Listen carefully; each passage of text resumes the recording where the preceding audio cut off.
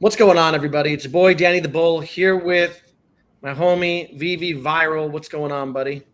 Hey, how's it going, everyone? Have you been? Good, good. And you? All good. Enjoying our summers off? Yeah. But you work on the side, right?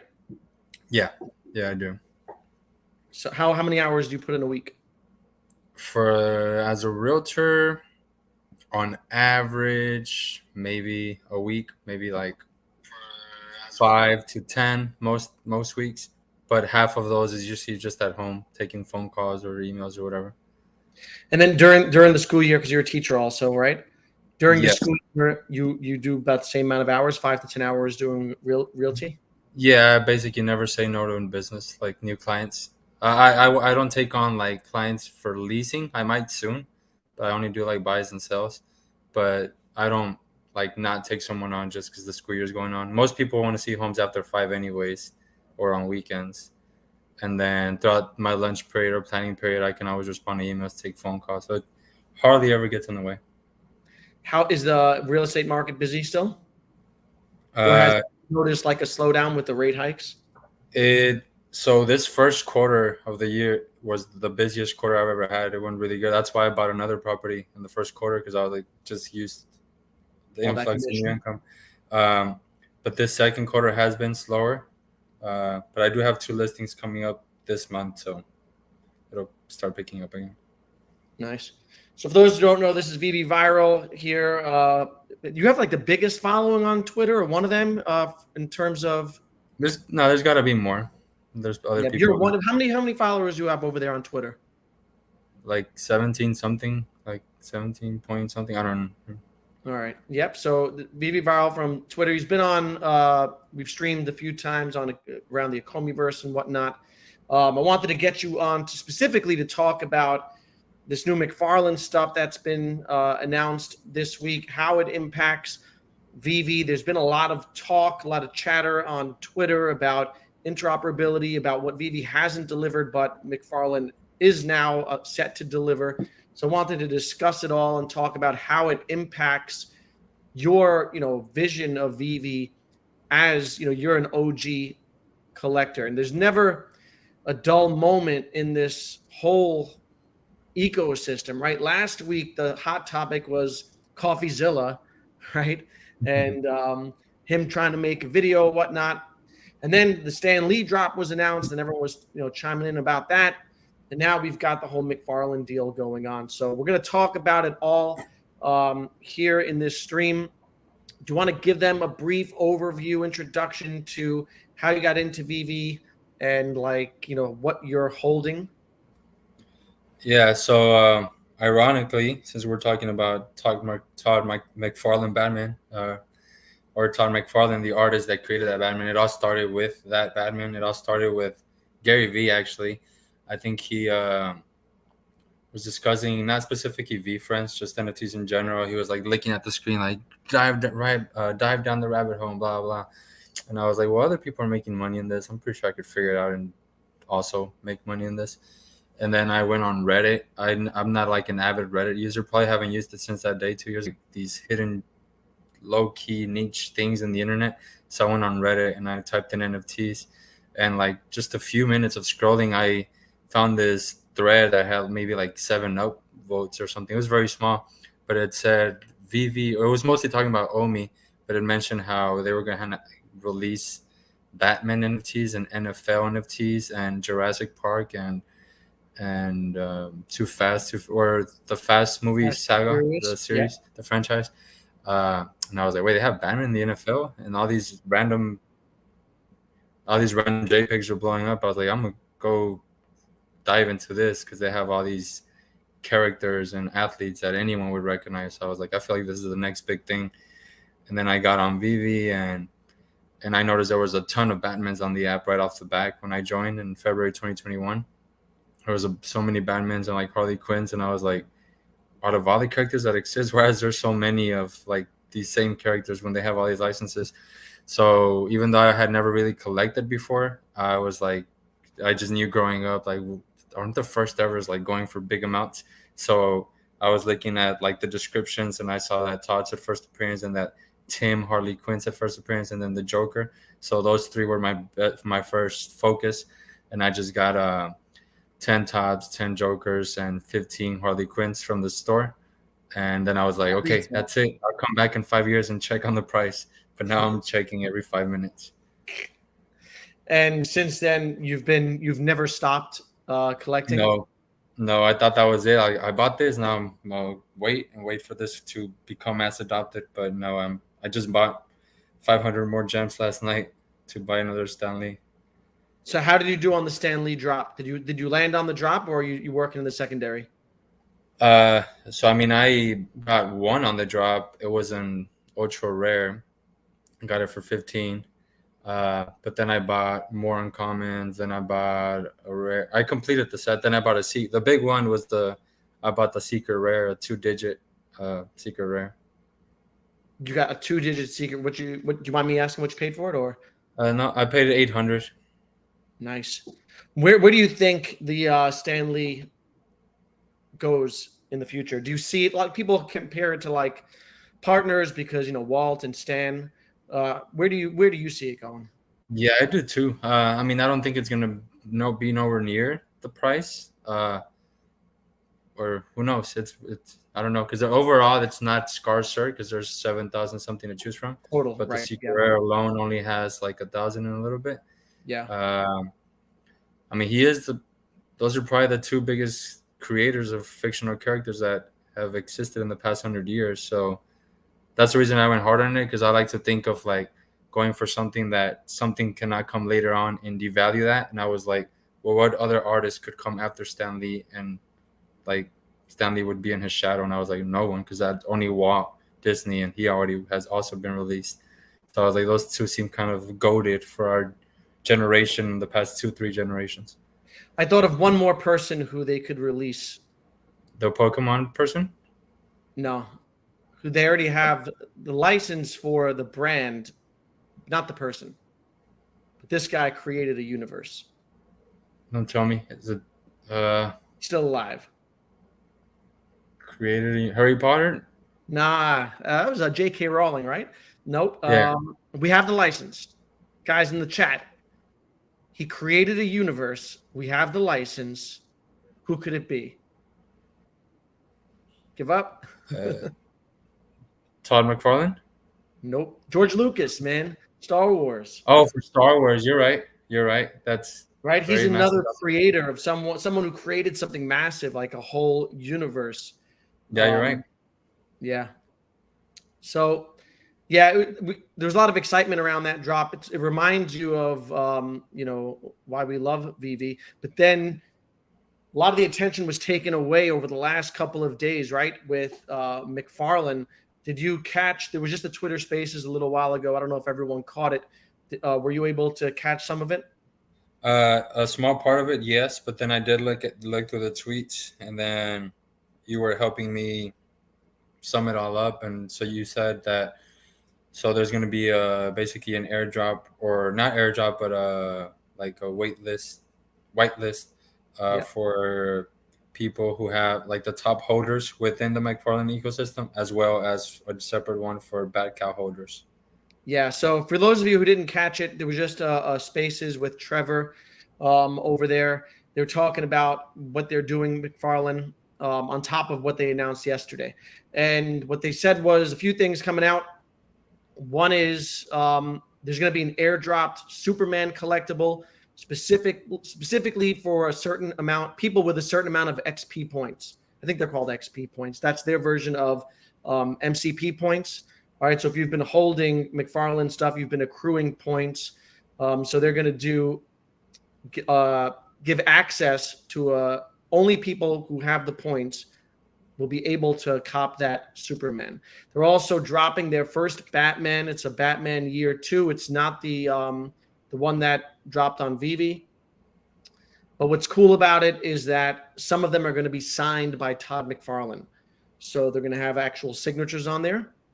They're going to have true ownership of assets. You can self-custody them. They're building out tech for AR and VR. They're going to drop a Black Adam Phygital, right? So you buy the physical bust of Black Adam, and you scan the code and you get a digital drop. And something else that was cool was they're rewarding bat cowl holders. So if you own a bat cowl, you'll have a chance to purchase their first Batman drop. So seeing all that and hearing what they're about to do, they're dropping a Batmobile. What do you think of Mcfarlane making this splash in the digital collectible space? I mean, it seems like they have a lot of things figured out. Is everything they announced, like the previews they showed into the metaverse and AR, is that stuff that's like ready to launch this month, or is that just No. like their roadmap? Yeah, so part of it is a roadmap. So that like AR, VR stuff, Trevor said they're working on it, but it's going to be incremental. So it's going to be asset by asset. They're going to build out the capabilities. So not everything will be like AR ready once they start rolling that stuff out, but piece by piece, they'll is what he said. So part of it is a roadmap. Some of it is immediate, right? Like the ability to self custody. And they have their they have the leaderboard already for their version of MCP. Yeah, that's great that they already have the leaderboard and that they already have the ability to sell in other marketplaces, which is, I know, something we've been asking for since the get-go. Yeah. Or something that a lot of us were not asking for because we didn't even know that concept existed. But then Twitter was like, you're a sucker if you don't know about this. And we're like, wait, I don't want to be a sucker. And then we learned about it, and then we were like, now I want it too. But like a lot of it came in not even being. At first, I was like, what the hell? What do you mean you're gonna take it out of BB? Like, what? How? Why? You? This is where you sell it. But then they were like introduced to the concepts that are popular in crypto, or like the standards. So how do you? Thanks, Kryptoni, for that super chat. Appreciate you, buddy. How does it feel as like you're an OG collector, right? I'm assuming you've got a bunch of master collector's points. Haven't really been rewarded yet. How does it feel to see Mcfarlane doing it off the bat? So that's the thing. I mean, I expect it now because Veve told me they're going to give it to us. But when I first joined, that itself was not like something I wanted or crossed my mind. Like with the story I explained earlier, when I joined the app and I bought the 10 Tots, 10 Jokers, 15 Harleys, I didn't for a second buy them thinking that one day they will airdrop. To me, the word airdrop is like, when it comes to collecting, it was just like, what? It's a foreign concept. Didn't exist. So I never initially bought anything with the expectation that it would get me something in return, like other than appreciation over time. So to me, that's never been a big deal. To me, the bigger deal was more so like the lack of ongoing marketing, or basically the broken promises of like, we're gonna do mass marketing and then not getting it. So some of the like Web3 concepts, I want them now because I've spent enough time on Twitter, but that's not like what I originally expected. So I don't really feel some type of way about not getting constantly rewarded for collecting. I mean, I don't really collect sets. The Stan Lee is the first set I collect in a long time. I only have 18 sets. I have like 1,000 collectibles almost, but I don't really do sets. Yeah. So MCP is not really my game. Yeah. What about interoperability? So that's something that I kind of view as like, I view exchanges. Like, I don't think when it comes to NFTs, I understand like the importance of self-custody, and I know you and I both like Bitcoin as well.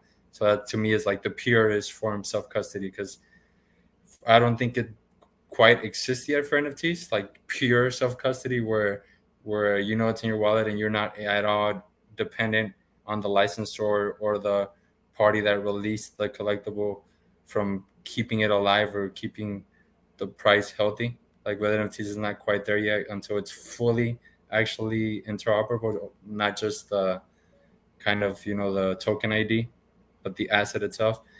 But it's definitely an upgrade from no interoperability at all, because now you have exposure to selling it in different marketplaces, and I know there's added risk and that someone will steal it, but I mean, we're all in control of our own assets. And then you remove the risk that the platform itself will cancel you for whatever reason. Like you Right. no longer have to worry about Veve shutting down your account, which is not a concern of mine, but I can understand why other people would not want anyone, not just Veve particularly, anyone to have the power to shut down your account and losing your assets, which I don't think it's like an ongoing issue. I haven't heard as much of that happening Yeah, recently. basically since KYC happened, Yeah. it's gone down because no one that I like speak to on an ongoing basis has had that happen. Yeah. Like And it's a hiccup where it'll happen for like temporarily, but no one that I like speak to on an ongoing basis has had it happen where they just are completely banned, as far as I know. Maybe I'm wrong. Maybe my memory is not. yeah. Do you think there's a chance, a lot of people talking about Vivi's going to get left behind because of, companies like Mcfarlane who are embracing Web3, whereas Vivi's more kind of like Web 2.5. Do you think that's Uh, the case, that could happen? yeah, I mean, for Vivi and Omi and everything, there is a chance. I just don't think it's likely. Because one thing that does separate Vivi or this industry from other industries, it's like if I have Xbox 360, and that's the last video game I bought, the last video game console I'm talking about, like a long time ago. Um, you have an Xbox 360, you want to have fun, you want it to be like a good experience, advanced graphics, a lot advanced gameplay, all this stuff. And then if the next PlayStation that came out the next year is a better experience, and like I want the latest good one, or the most advanced one. And then Xbox released the new Xbox, and then it's just back and forth between different consoles. Who's the most advanced? I don't know that necessarily applies for collectibles. For some people, I'm sure it does, but in general, I mean, it's something that's been proven for hundreds of years that people tend to value historical significance. So, as of now, that would intimidate me the most. As far it wouldn't intimidate me honestly, but that would be to me the biggest way to be a true competitor of BV, to release a bunch of characters for the first time ever, like without any technicalities. Just this is the first time this character has ever been released. So like let's say McFarlane has not only DC, but then they show that they have some anime brand or this other brand and this other brand, and then boom, next thing you know, they have 20 or 30 big FAs. Okay, now it's an actual competition for who is dominating the space. And that doesn't mean that if, like, let's say McFarlane is dominating in 2029, that doesn't mean that Veve could still not be bigger than it is today, even if it's not the dominating one. In terms of what, like advancing their own? In terms of like number of users, like right now, Veve has 20K monthly active users. Maybe one day McFarlane has 500,000 because maybe they do have Pokemon and Dragon Ball Z and a bunch of other big FAs. Right. And then, but Veve could still go from 20 to 300,000, while McFarlane has 500,000. So nothing would really intimidate me. But for me to consider someone like a full on, like it's game time competition, for me as someone that values historical significance, it would take someone releasing just a bunch of FAs like nonstop. So in that regard, you think Vive's being like kind of like first to market in this licensed digital collectible space gives them a big head start? Yeah, I think that's unique of the collectibles industry, where first to market matters more than it would in any other kind of market. Yeah, because of all the FAs. Yeah. Did you see the Paul Barron network tweet? I don't know if he's messing around and playing with us, or did you see what he tweeted out? Yeah. I retweeted it, but basically he asked, he posted the McFarlane Batman that's coming out, or the video that they released that had an image of Batman, and he asked what will be more valuable, FA, the one on Veve, or the one that's more aesthetically appealing, the one that is interoperable, etc. Yeah. What do you think? Do you think that the Veve Todd will get wiped out by Todd's Todd? I don't think so. I've just heard that story like 50 times now about different collectibles within Veve, outside of Veve. And I know when to accept it and when not to. Like when Watt was announced, I was like, yeah, that's going to flip Todd. or like when FA Spider-Man was announced, I was like, yeah, it's gonna flip top. There's not hasn't been many other times where there's been many times where people said this is gonna flip top because of this. This is gonna be like Nightwing because it's scarcer. Um, Ritmo, the little unicorn, because it's the first one that's animated and more advanced is better.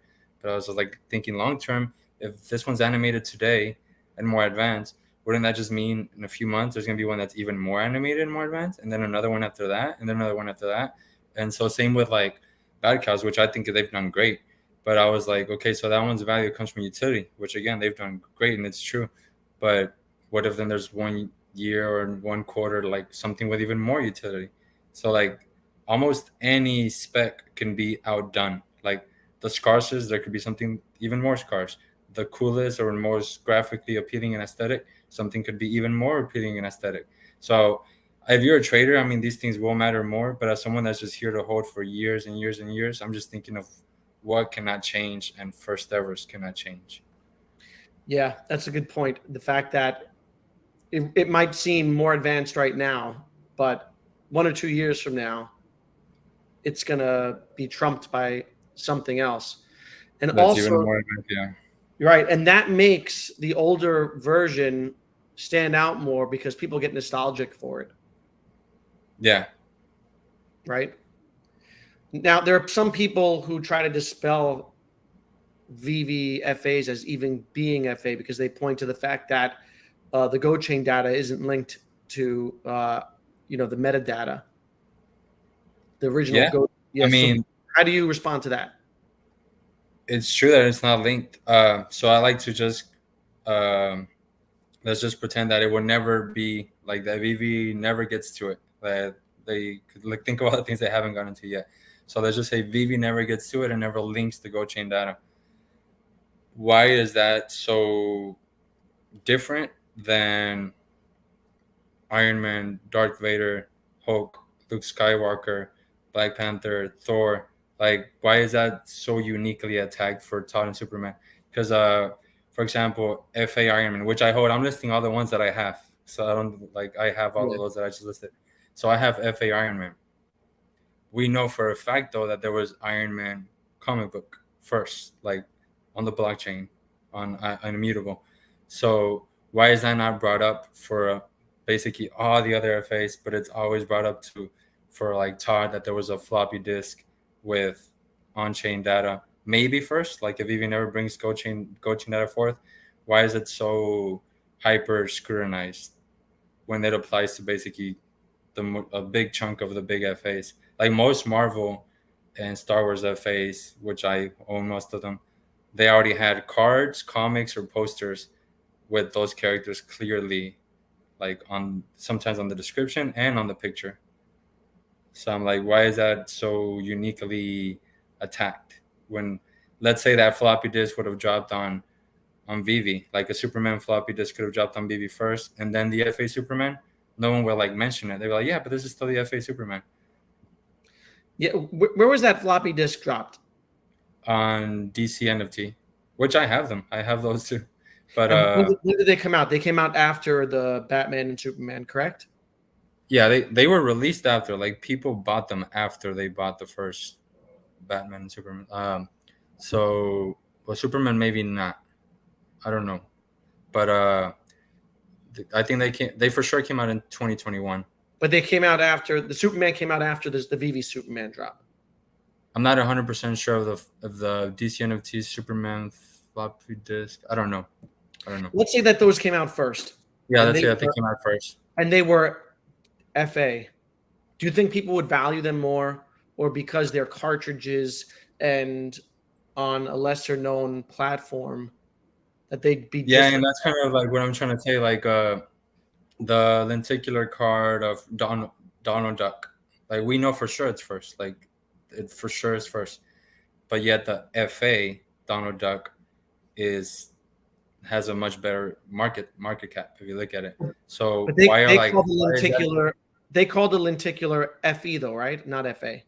Yes. Yeah. So those floppy disks would have just been FEs, like if it was within the Veve ecosystem. So like I feel like these are just unjustly attacked but because somehow it matters more that it was on a different platform than if it was just business as usual within Veve. Do you think 10, 20 years from now, the platform will play a role in how things are valued? And it might not necessarily be FA on chain, like the Veve brand or the Mcfarlane brand, and people collect in those ecosystems? Yeah, I think the platform, I don't know, because I've 10, 20 years from now, I think everything's probably going to just be interoperable. Even Veve? You think they'll get there? Yeah, yeah, I think so. I think by then they will be. They better be. Yeah. I think maybe even 10 to 20 months they would hopefully be interoperable because supposedly they have a whole team dedicated to that. And now they have an actual, what seems like will be an actual competitor, maybe lighting that fire and pushing them towards that direction. Yeah, and that's why I kind of But either way, ultimately, go ahead. no, go ahead. I was gonna say either way, ultimately, like it's when it gets that technical, I don't think that's what's gonna like shine the brightest. I think it'll because it's for me. This is how I view it. If it's officially licensed like by that brand, whichever one just dropped first, that's what I respect. Like that's what I. Not that I won't. Not that I don't think other ones will also be valuable, but like me, that's what I respect. Whatever the licensor was like, here's our first release, and I'm like, well, shoot. The reason I like this character is because the licensor created this character, and if they're saying this is a release date, then I'm not worried about some back end stuff that much. Yeah. Sound Money says PTSD lenticular cards. I think the lenticular cards kind of represent like a lot of people getting wrecked, right? Because those kind of like came out during that all that hype, and I think the Goofy was going for like $2,000. Did you time out? That you could, yeah, it was worth several $1,000s. I don't know how many, but it was expensive. I had one at one point. But yeah, lenticular cards also represent kind of like the notion that first on blockchain was going to dominate the culture, but then that didn't happen because it's like if you look at so a lot of people, I feel like a lot of people that value first on blockchain are the same kind of people that tend to value scarcity. uh so if that were the case, why does no one talk about like Ariel? I think she has like less than 1,000 editions, and her first on blockchain, I never see tweets about her, but because it doesn't have the FA tag. Or like Cinderella or Snow White, they're all pretty scarce. But and even though they're first on blockchain, no one cares about them because they don't have the FA tag. So the tag is what matters. Both. I mean, I think there will be a market for both, but as of now, it seems like in the big IP licensed NFT world, the front end is dominating. Same thing with edition numbers. Like, how often do you see someone saying, "I bought a 2-digit mint"? Like, it was one of the first 99 minted. I've seen people celebrate like buying the first minted, like maybe like very very one of one, like the very first one minted. But how often do you see like someone say this was the 80th one minted? Like compare that to how often you see people celebrating edition number 80 or 5 or whatever. Yeah. And then So that's it's another again front end versus back end.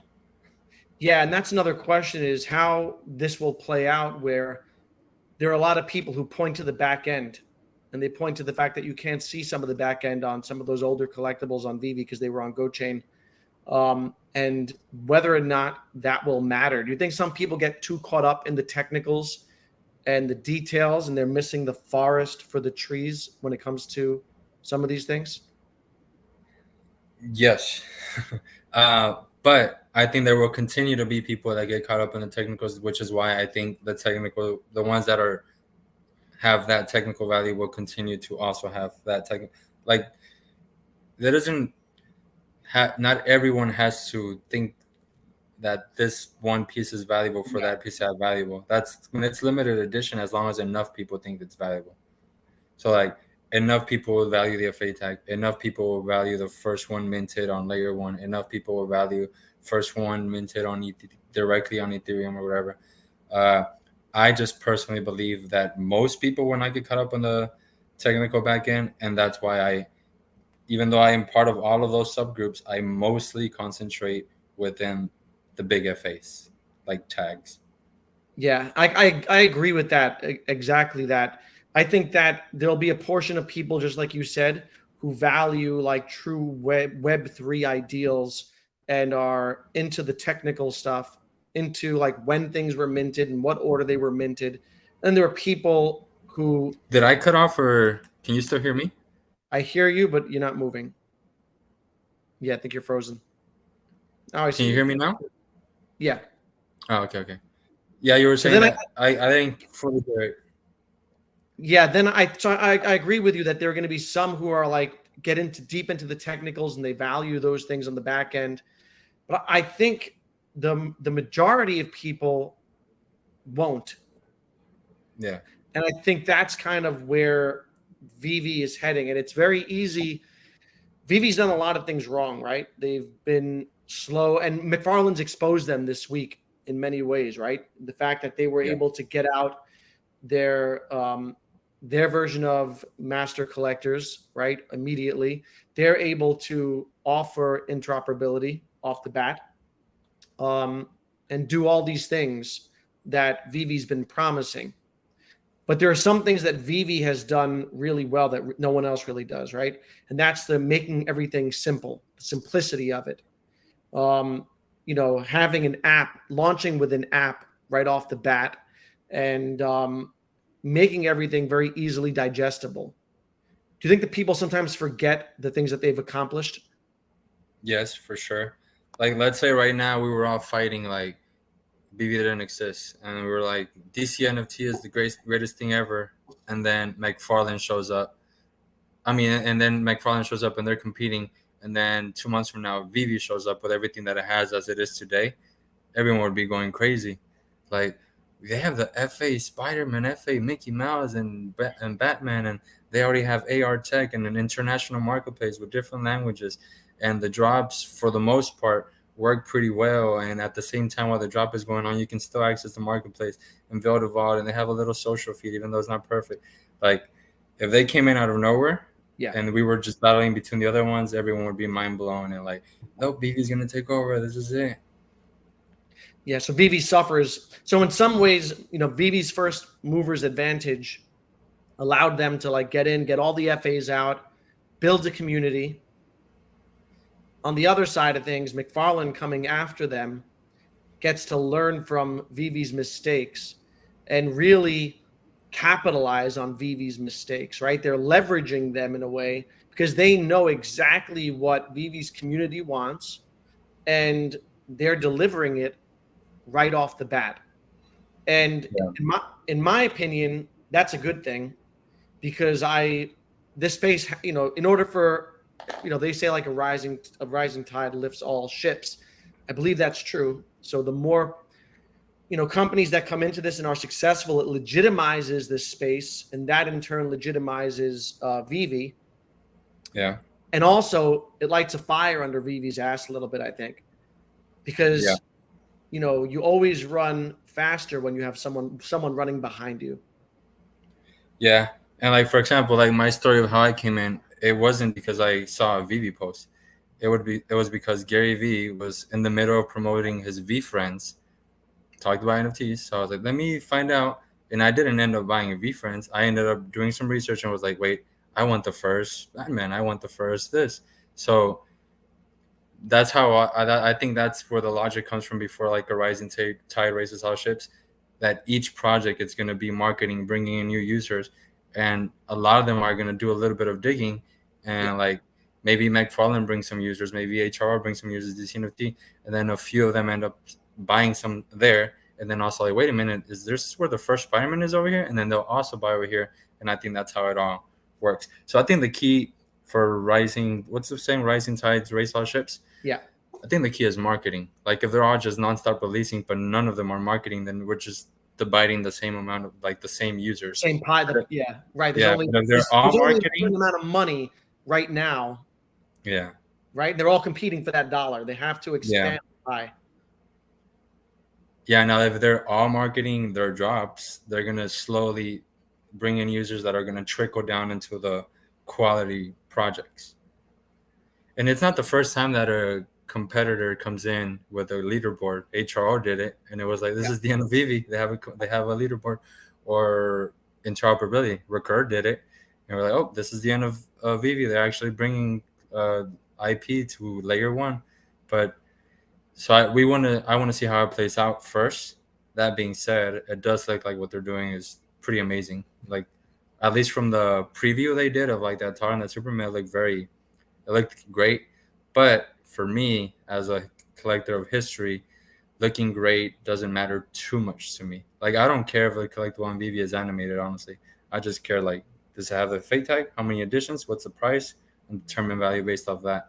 Like, I guess it makes it a little bit cooler to do a cool little AR video. But how much money would I truly spend to make a cool AR video if there wasn't, for me, like, historical significance? Because prior to this, the answer would have been zero. Like, I never paid for stuff on apps. Right. Just because it was a cool Batman game app that you could run around and fight, I probably wouldn't download it for $5-10, even if I could fight, run, and do all these things. So for me, I'm here for the historical significance. That doesn't mean everyone else is, but I think enough people will be. Yeah, that's a really good point because about the features and the the AR capability and whatnot, assuming that that's what people are here for. But like you said, it's really not. It's for collecting, right? Or buying Yeah, or investing, buying something and hoping that the value goes up. Um, it's because, like you said, there are tons of games that you can, do much more with. You can do much more with Batman in a video game, yeah, right? You can in your little AR. yeah. Very valid. So I'm not gonna pay like hundreds of dollars just because it looks a little bit cooler, unless it was very scars and I knew there was a community behind it. But that would be me thinking as a flipper, and I don't like thinking as a flipper too much.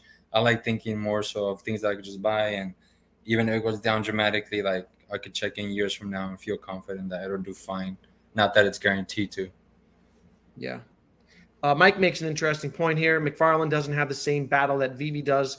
They cannot do interoperability yet because the licenses want their royalties, and interoperability will come when this happens. Except for the fact, right, that I think that's true with a lot of their licensors, especially like maybe like Marvel and Disney.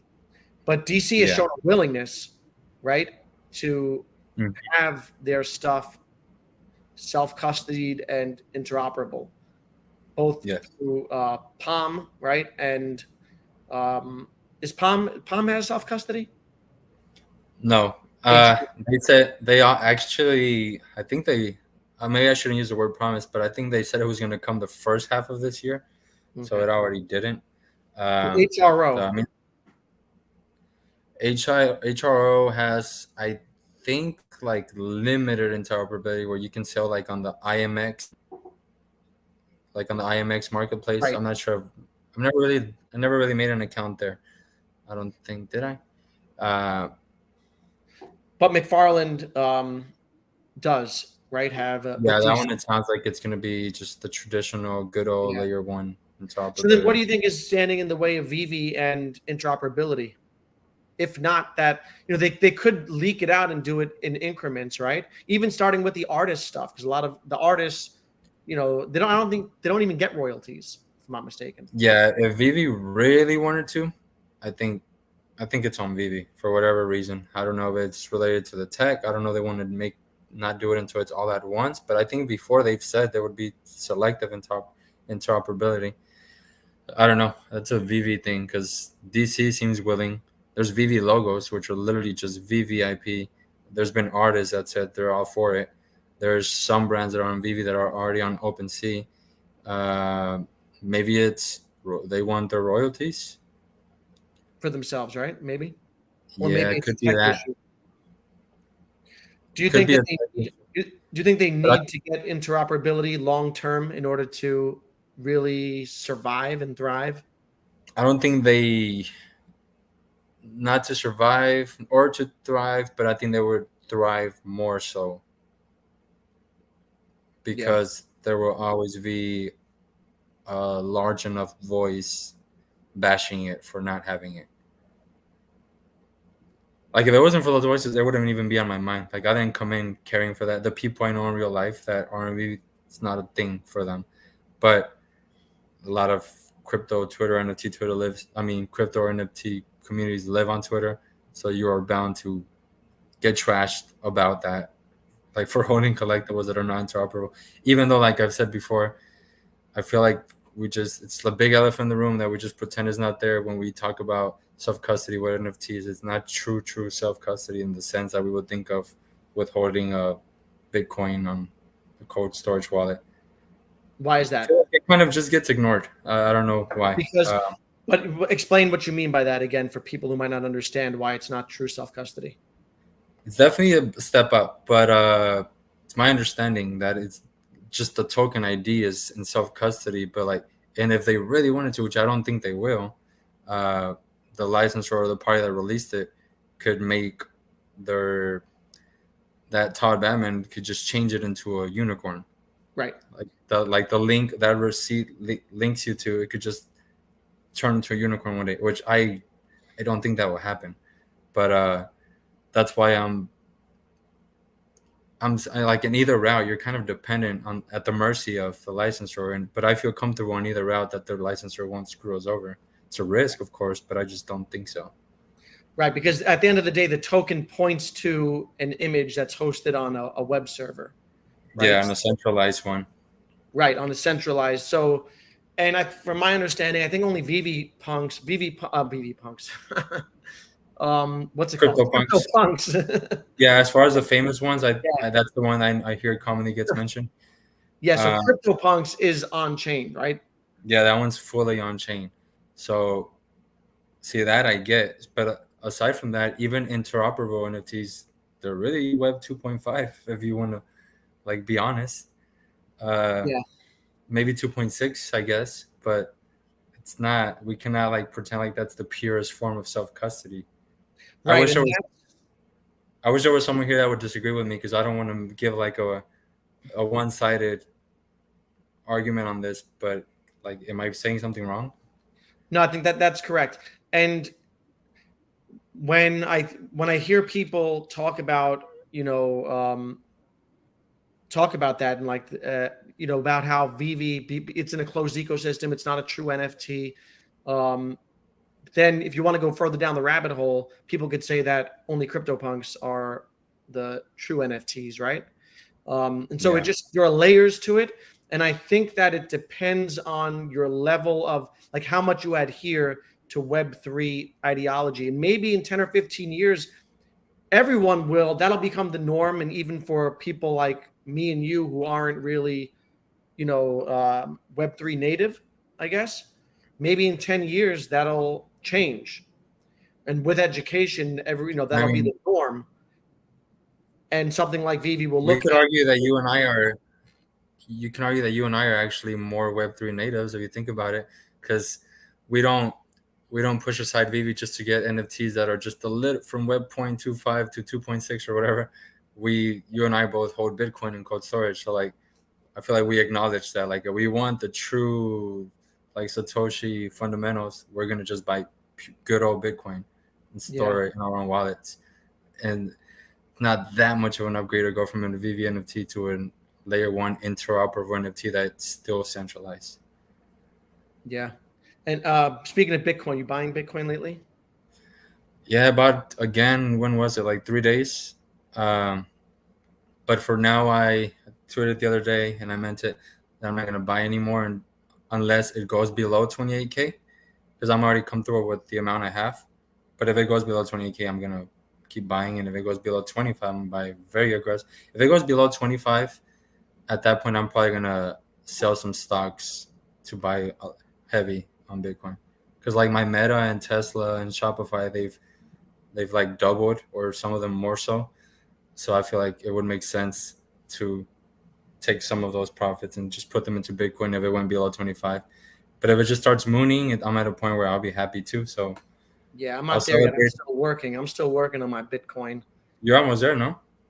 Yeah, I'm almost at I need like another less than 20% to get to my whole coin. At the end of the day, that's still like 6,000 whole dollars. Yeah, so it's still a lot. You know what I mean? Yeah, that's a lot of dollars. Yeah. And Tesla almost hit $300 right? And did you see today that Elon on Twitter? I just read right before we went on stream that they're close to um, lending out or leasing out their FSD tech. Was that to Self-driving. Nissan? To oh, okay. Yeah, No, I'm but not sure of who. they But also partnered with another brand. You know how they had already partnered with, I think, Ford or maybe another brand as yeah, well. Ford and GM, I think, for their charging stations. Now they partnered with someone else, I believe. Oh wow, yeah. So, but which one? What were you saying? They're So also they're lending out. looking to sell their software for full self driving to other Yeah, cars. it's one of the biggest AI stocks, and that proves it. Right. Just that's an aside. But what about now? People were talking about Omi earlier. I think it was End One. He's saying sell your Omi for Bitcoin. No, Omi's not kind of for been that. detached. Are you still bullish on Omi? Yeah, so the same day, when was it? 3 days ago when I bought Bitcoin. So 3 days ago I bought Bitcoin, Omi, and Solana. Uh, so I bought those three. But again, I'm not gonna buy any crypto unless Bitcoin goes below 28K because for all my alts and Bitcoin all together, like I'm happy with what I have. If I were to start money tomorrow, I'd be like, I'm ready. But if Bitcoin goes below 28K, I'm like, I'm gonna get more ready. So for now, I'm gonna just save cash, maybe buy stocks here and there. Yeah. What gives you, I guess, conviction still in Omi that you haven't lost it, even though they haven't really done anything on the Omi side of things? That the fact that they haven't done anything that, from what I see on Twitter, most people or look at the comments, how many people are selling Xiaomi, that gives me conviction.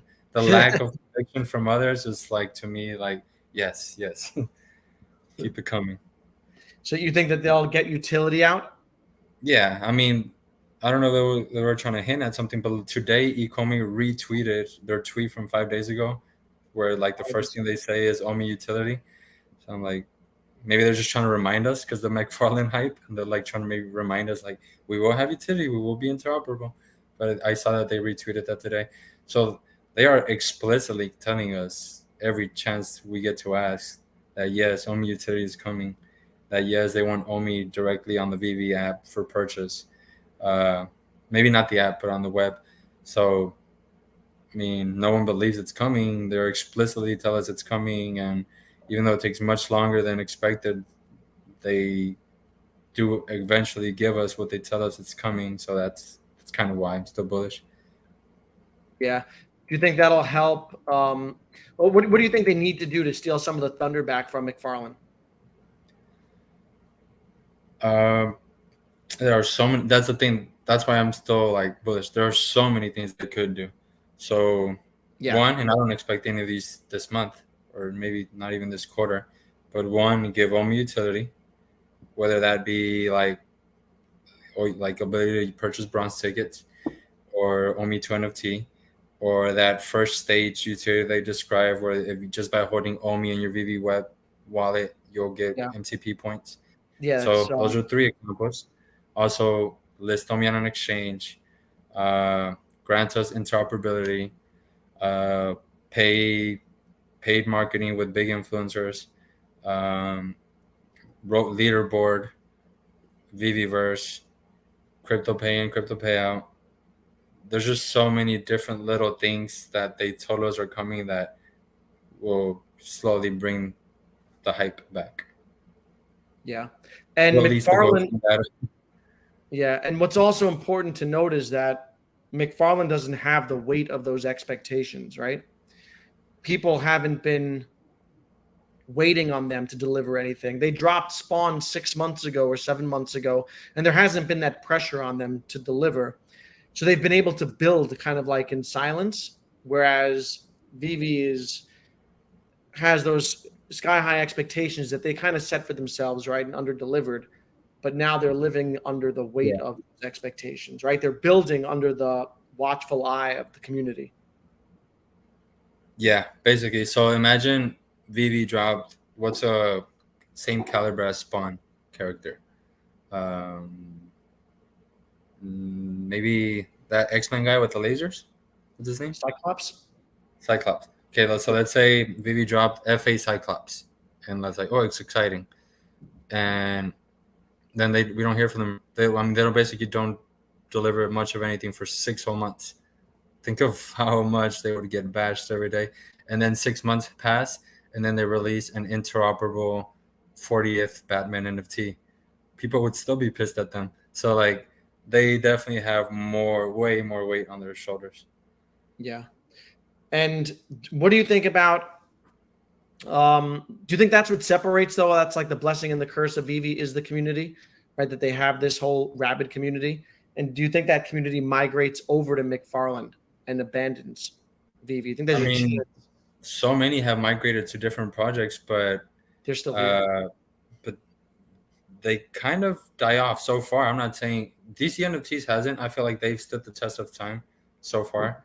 And I myself am heavily into DC NFT because they went about it the right way. They didn't like come out bashing Veve, which is not the right move because we make up the liquidity. But I think there's enough people that feel hurt from Veve that like out of spite, and also just some people out of just respecting what they're actually delivering, they will migrate over. That doesn't mean they'll abandon Veve, but they will also dive in. But I've dived in basically every competitor that's came out. Like I think at one point I bought Little Return Virtual, I bought Recur passes, I bought Bad Cows. Like I myself dabble in them, but most of them don't end up working out as exciting as it sounds at first. Like Veve has a lot of things, but they have gaps, and then someone comes in with the gap, like we have this gap, and then everyone's like, this is the best thing ever, and then it just turns out to be a fad. But I'm not saying that will happen to Mcfarlane because it sounds like they have more. I feel, who knows, we might just be getting excited, but Todd McFarlane himself as an individual, I feel, knows how to move. Yeah, and what they have going for them is, I guess, the brand name, right? And the connections that he has to, I mean, he's been in this business, in the toy business, the physical toy business for years. Exactly. Has done great work, right? Is well respected and has those connections. It'll be interesting to see what other licenses they can secure. I was looking over on their site today. They've got, do you watch anime?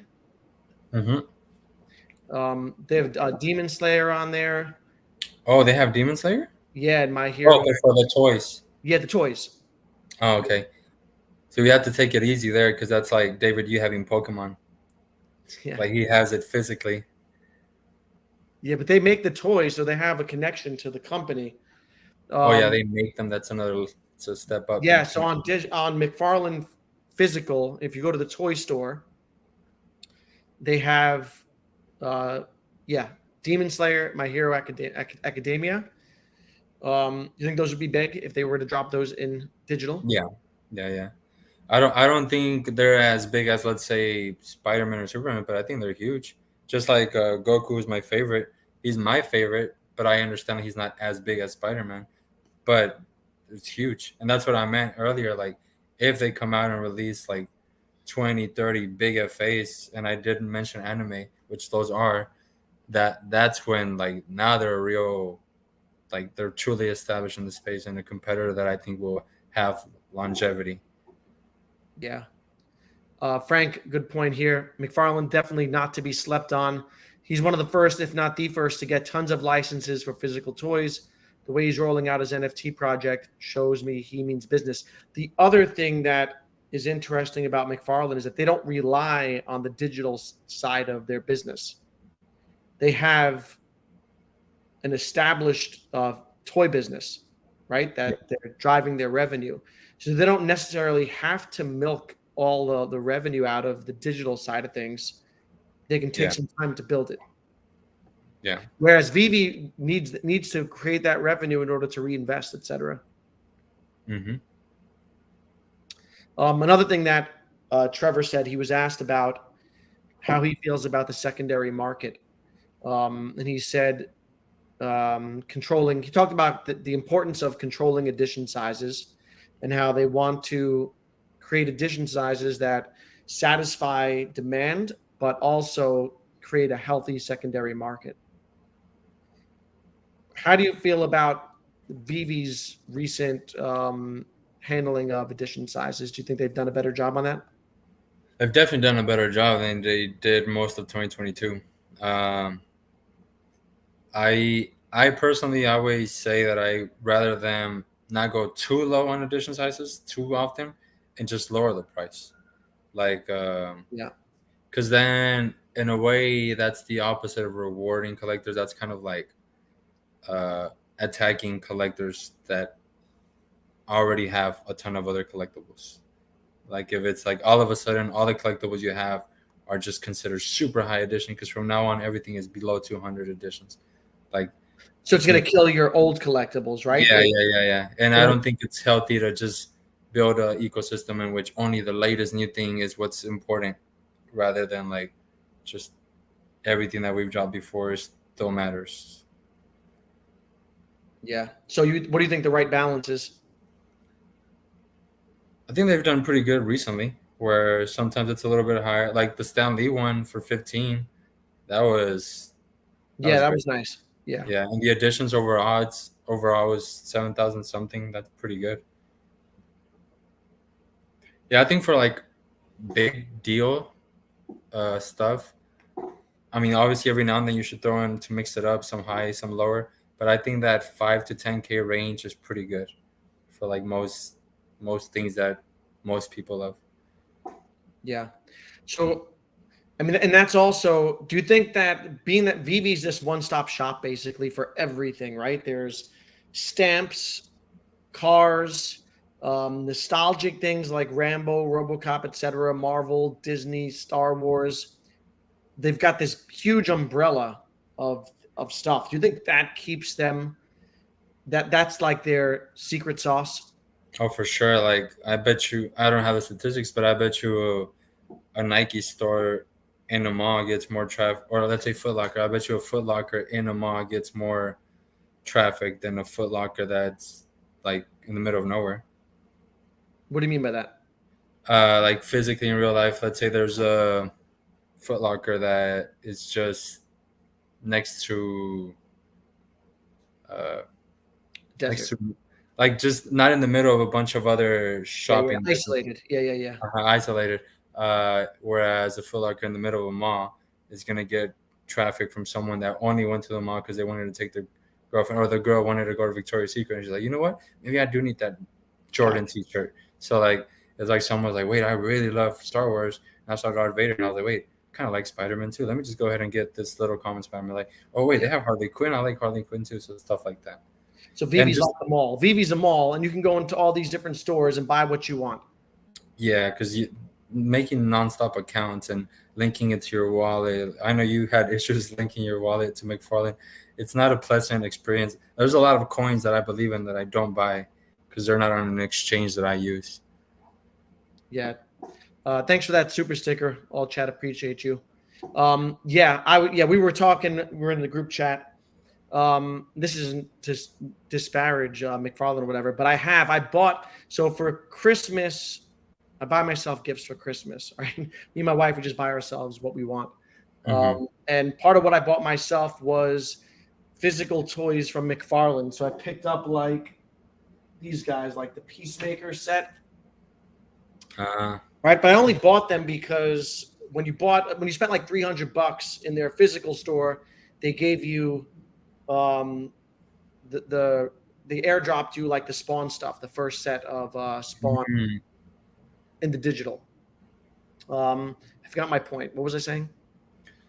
Oh, we were talking about one-stop shops and then your account, creating your account. So I've had these things. I've had the Spawn stuff in my MetaMask wallet for months. Mm-hmm. And I went to I downloaded the app for Mcfarlane Digital, and that's where you can link your wallet, and then you'll be able to accrue your reward points on there. You can only accrue you have to link your wallet in order to see your points, basically, right? Yeah. So I went to do that knowing that the Superman drop is coming, but I've tried like all day yesterday and all day today. I spent a couple hours on it. Trying to link my wallet, and it's not working. I'm not talking bad about Mcfarlane. My point is that what Veve does well is make things easy for people and they cut out those layers of having to go through the steps to connect a wallet and all that stuff. It might not be pure Web3, but it attracts a certain, eliminates a barrier to entry, is what it Yeah. does.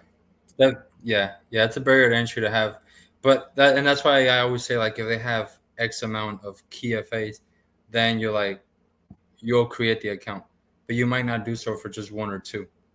Like Cryptoys, I think they're gonna probably do good stuff too, but just they only had one FA on the last release, so that wasn't enough for me to create an account. Now, if like another week passes, then another, and they're like keep releasing new FAs, and I'm like, you know what? They have enough for me to go in there right now during the bear market and buy all these variety of FAs and then just hold until the bull run. It's kind of like if I need a new running shoes, and I kind of wanted Nikes more, but Nike was isolated, and then the mall had Reeboks, and then my fiance wanted a perfume. So like, well, you know, I'd rather just make that one drive, and that way I get my Reeboks, even though I wanted Nike a little bit more. You get your perfume, and then we're creatures of habit. Next time, we're more likely to go back to that same shopping center and just stuff like that. Like, it is a barrier to entry to constantly make new accounts, especially when it's full on Web3, because now you're linking your account, and it's just because I've done it. I've linked stuff to MetaMask, and I'm very paranoid. I don't like linking my account to too many things. Yeah, and Mike agrees, and that was kind of the whole vision behind Veve, is the ease of use.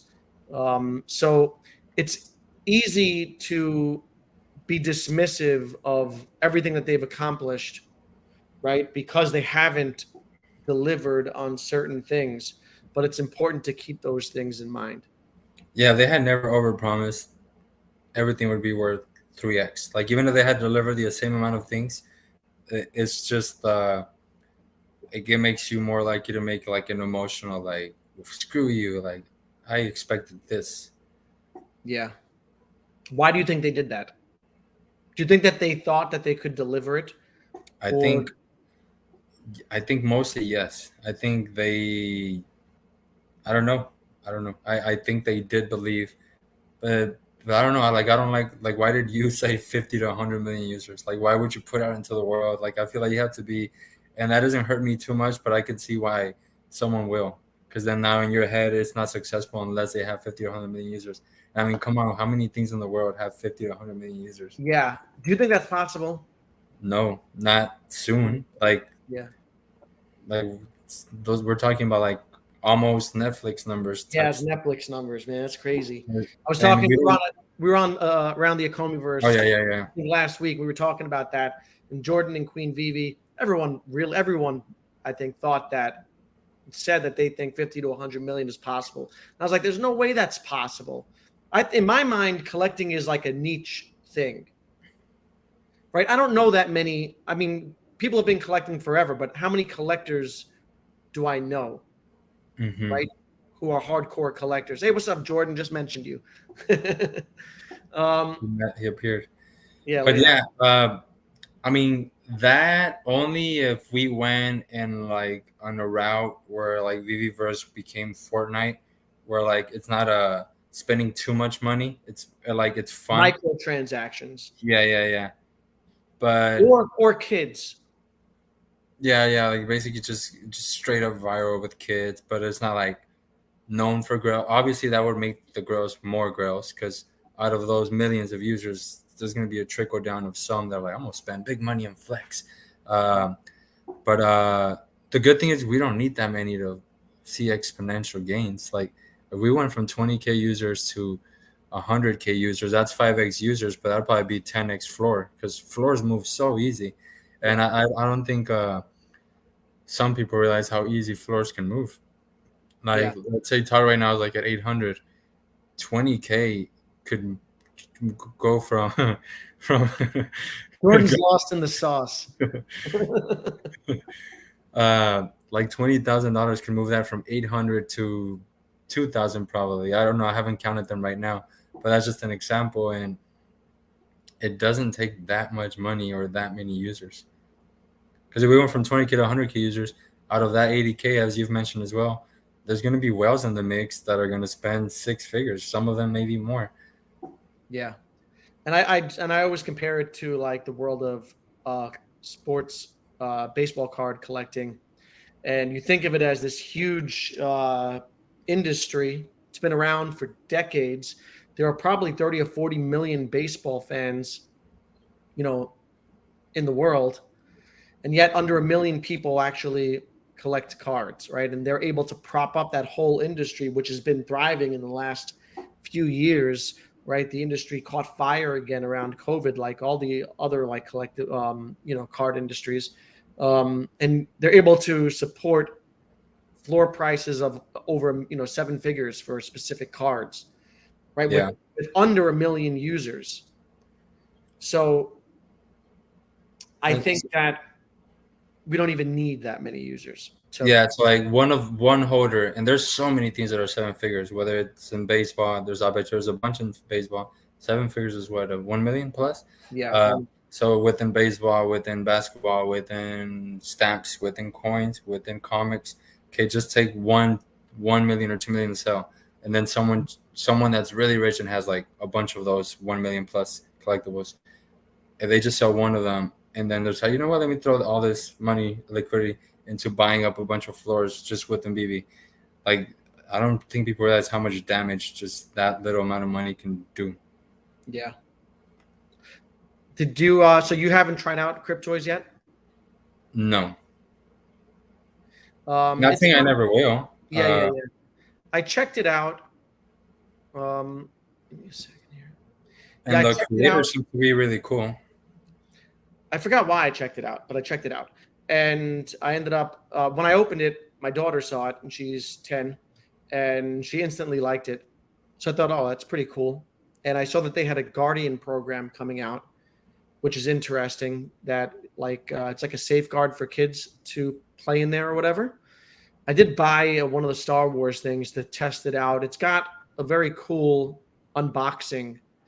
One, you can choose to leave it wrapped up like a physical toy and never open it, so you don't know what's in it. And Hmm. 10 years from now, someone might, if like all those collectibles are expensive, someone might that might increase its value.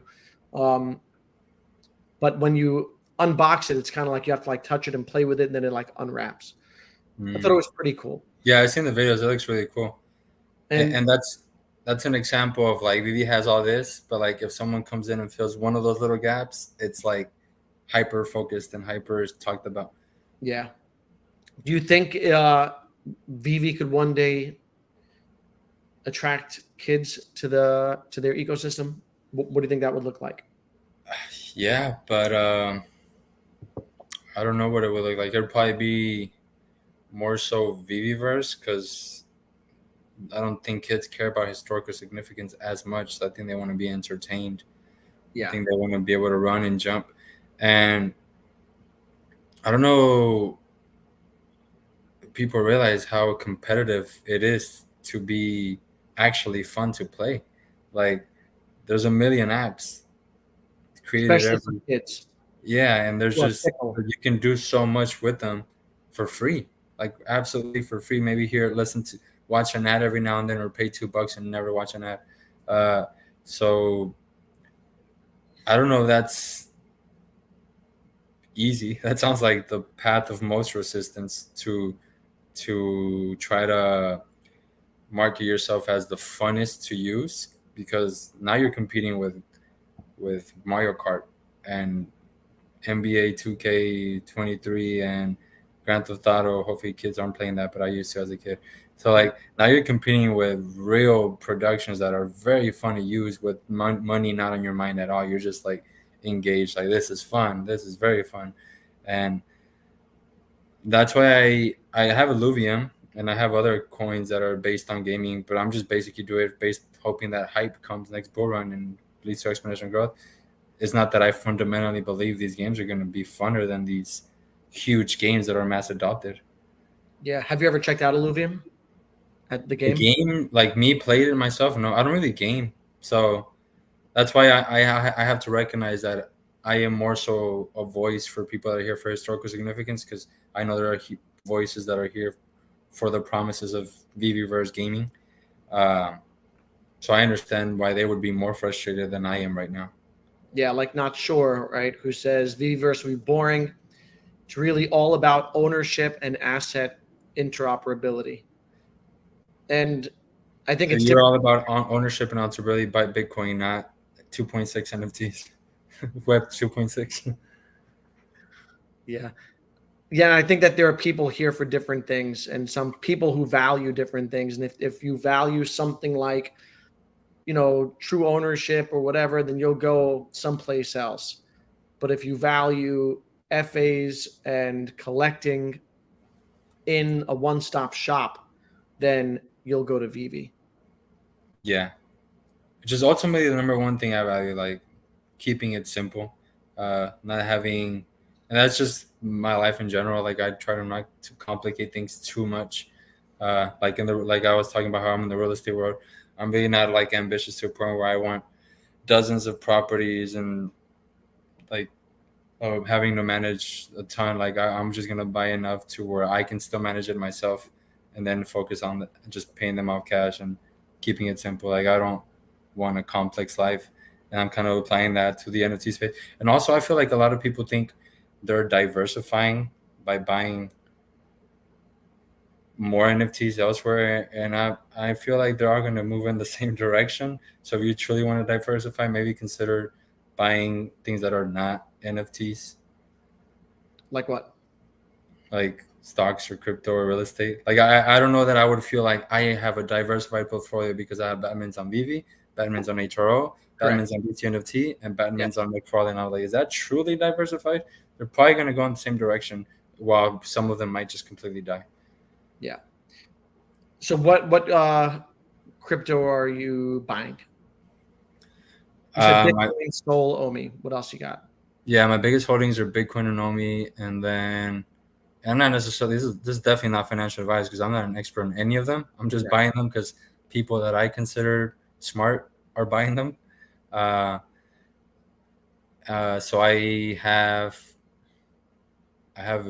Immutable X, I have VRA, which is Veracity, and again, don't ask me for specifics on any of them. Yeah. Um, I have ADA, I have Sol, I have Gala, I have. I don't even know the name of some of them. I have a How bunch many, of uh, how many different coins do you own? maybe like 15.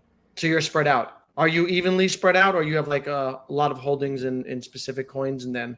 No, most of them are within the same range. I I actually have to go. Someone just called me that they're in my house. One of my Oh, friends. all right. Have a good one. So we're gonna wrap this up. See you, Viral. Thanks for coming I through. appreciate you for having me on. Yeah.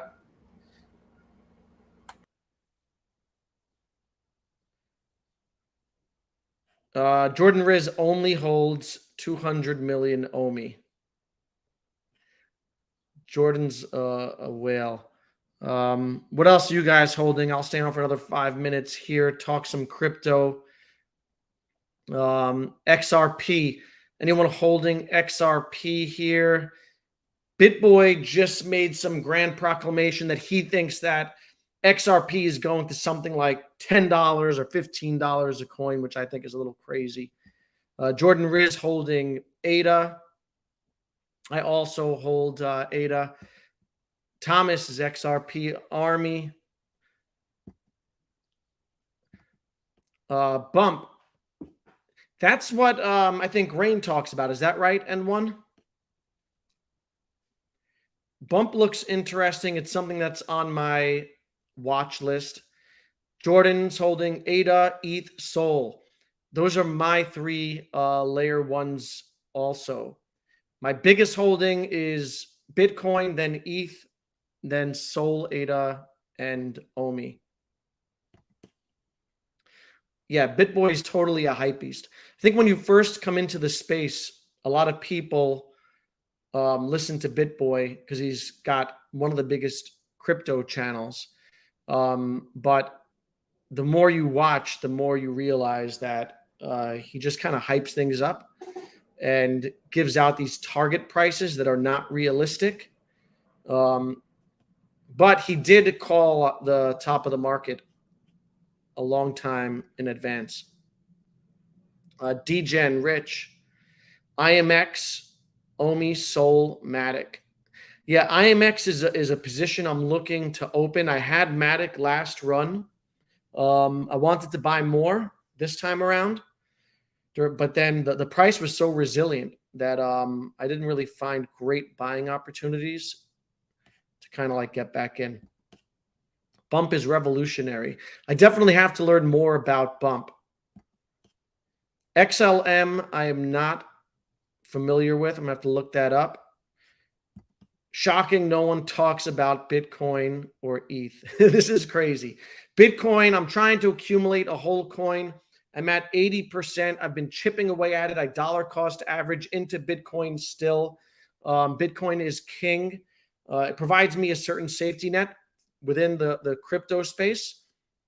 And so Bitcoin's a little boring to talk about, but I still accumulate Bitcoin and Ethereum also. Sound Money only buys USDT. Yeah, me and Jordan holding some of the same coins here. Chris Evers, I actually first heard of Omi through BitBoy way back. Yeah, BitBoy, I believe, may have been paid to talk about Omi back in the early days. Since then, I've heard him talk about Veve, and he's kind of shit on it. The 2 times that I heard him talk about it, because it's a closed ecosystem. So there's that. Theta was something that I was looking at last. Theta is kind of like, I think they are democratizing or something streaming. Definitely interesting. That they were on my watch list last cycle. Matic is definitely going to be a top performer, I think. It was so resilient during this bear market. Definitely, I think big things ahead for Matic.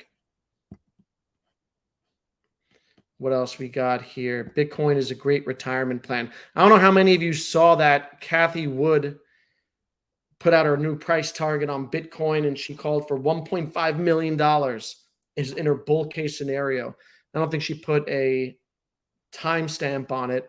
And she said her base case was like $625,000 for Bitcoin. I think those numbers are kind of big, especially anytime soon. And I wouldn't really listen to Cathie Wood, even though she was correct on Tesla. Yeah, a lot of people talking about Bump. I'm assuming Crypto Rain put them onto it. Rain does a lot of research on those small caps. His whole thing is buying those coins when they're $5 or $6 million in market cap, and trying to catch those 100x gains in the bull run. Yeah, WagMe. I've been doing research. If you want to watch, check out some small caps. Check out Ron's Crypto Therapy. I had him on the channel. We did a live stream for a market overview. He does like technical analysis. He does a ton of research on small coins. We went over some micro caps on stream. I ended up buying a couple. One of them is Mask, M-A-S-Q.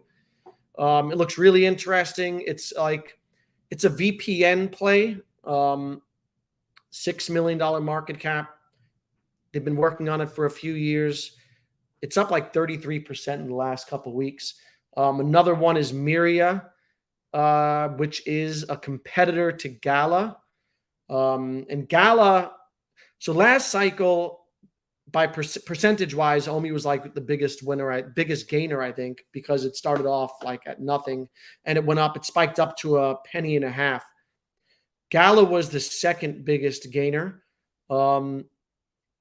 They run nodes for basically Web3 gaming, and Miria is a competitor to Gala. Rain also likes Miria. Yeah. Interesting. The tokenomics are a little fun. Like I don't love the tokenomics because they only have like 5% of the token supply released. So the 95% is going to be released over time because they pay out people who are running nodes in Myriad tokens. But small market cap. I think GameFi is going to be huge next cycle. There are always narratives that catch fire every bull run. I think gaming is going to be one of those. And so my perspective is not to try to find the games that are going to win, but try to find like ecosystems. And that's why I kind of like Myria. Jordan Riz also. Justin Samesies. Audible. Omi will do fine this bull. So much capital coming into the space. Yeah, I agree with that, Audible. If you watched, I had God's Entry on a couple days ago. We did a market overview. And then afterwards, he talked about Omi. And I agree with him. And I have the same thoughts as Audible. By the mere fact that they've survived and they still have a vibrant community, Omi's going to go up in price.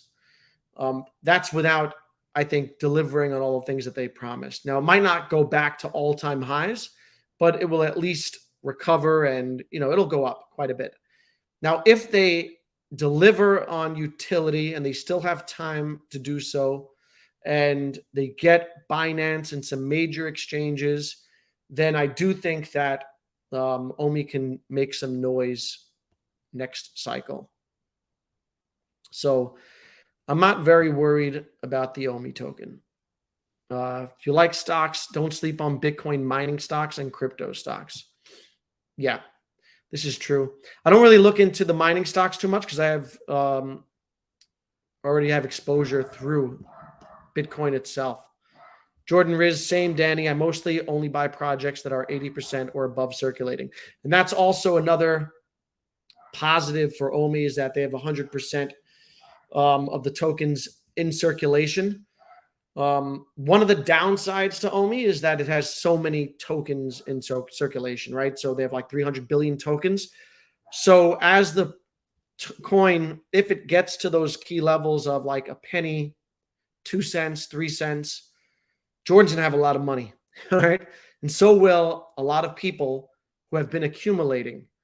Oh, I got a super chat here. Was that because I just shouted you out, Jordan? Thank you, Jordan, for the super chat.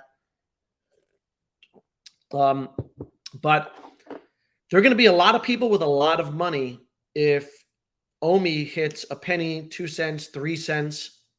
And that's going to create a lot of sell pressure. Right. So there are a lot of tokens in circulating supply. I think that there will be heavy sell pressure. So I'm a little conservative when I think about Omi. My thoughts are, in a bull case scenario, I think 5 cents, which would be like a $10 billion market cap if we don't burn any Omi. I think that's doable. Let's see what Felipe says. Without utility, Omi will not go up, in my opinion. I think it'll go up. It'll go up in a bull run. Everything goes up in a bull run, I think, just with the expectation that things are coming. I agree that it will not reach new all-time highs if they don't deliver on utility side of things. But I think it still goes up. If they release exchanges, it would go up with no utility. But they said they won't release them till utility anyway. Degen Rich, false. Is that me, Degen Rich, you're saying false too? Or Felipe? How many of you guys think that utility is coming out? Yeah, and one, I agree with that. Everything goes up. People just, you got to remember right now, it's hard to remember. Put yourself back into what it was like during the height of the last bull run and the speculation and the euphoria and people just looking for that next coin that's going to run. And what happens is certain coins run. They look at coins that haven't quite run yet, and they plow money into them, right? Because that money is circulating throughout the whole crypto verse. So just by surviving the bear market and having a strong community behind it, I think that OMI will see gains regardless. It won't get back to all-time highs, like I said, unless they have those deliverables met. But at the very least, it'll go up. Wait until Coinbase listing.